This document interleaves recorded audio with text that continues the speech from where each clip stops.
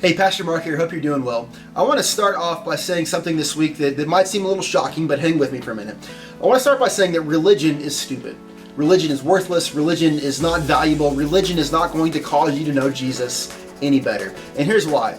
Religion has to do with ritualistic obligations. Going through the motions of something that you feel like you need to do, and so you just do it over and over and over again, either out of maybe there's some kind of sentiment in there, but usually it's just kind of you feel like you're supposed to, so you just do it, and there's no true devotion, there's no true connection with God. You just show up to church because you feel like you're supposed to be there, or you give because you feel like you're supposed to, or you serve someone not because you see that there's really a need, but somebody told you at some point you're supposed to, and so you just do it just because you're some kind of robot. That's religion.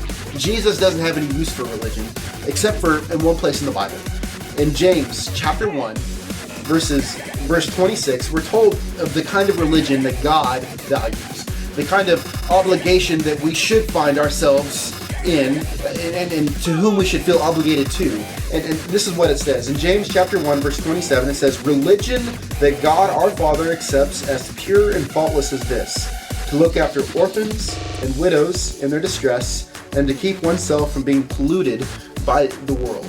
As a church, it's our job to apply the Bible to our lives and to keep ourselves from being polluted by the world. We do that by applying the Word of God. The Bible tells us that we're to be in the world but not of the world, so we live here, but we don't always have to participate in everything that the world does. I mean, it's up to you what movies you see, what music you listen to, what cultural trends you follow. That's not being caught up in the world. But I want to focus in on the orphans part of it. Widows are significant. We care for widows. We love widows. But May has been National Foster Care Awareness Month. A couple years ago, my wife and I started a pretty amazing journey of becoming foster parents for some kids that just needed parents to love them.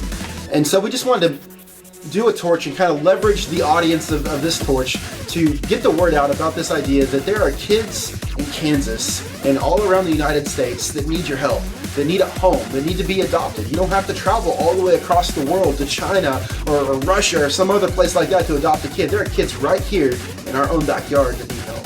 Now maybe you aren't at a place in your life where you can adopt a kid or even foster a kid. That's cool. What I'm asking for in this torch is that you would consider donating simple supplies. When a foster kid comes into a foster home for the very first time, a lot of times they're showing up without any kind of toothbrush or toothpaste. They're showing up without underwear or socks or general toiletry items. These kids have just been taken out of their home in a rush, in a hurry, and this is like the worst day of their life, and so of course they didn't think to pack in anything at all. And so as a church, the church that I pastor, we have a heart to help kids in this particular situation. And so over the next month, I'm asking that you and me partner together for the purpose of loving some kids. It's not their fault that their parents are on drugs. It's not their fault that their parents chose to abandon them. It's not their fault that they were neglected. It's not their fault that they've gone through what they've gone through. And so let's love these kids. Religion that God values and approves of is that we would look after widows and orphans, that we would keep ourselves from being polluted by the world. Here's the thing. If you want to donate specifically to this with some hard items like the toothbrush or the underwear, you can bring it to 715 North Woodlawn in Wellington, Kansas. That is where the Church Ignited building sits, and you can bring your goods there and donate them there.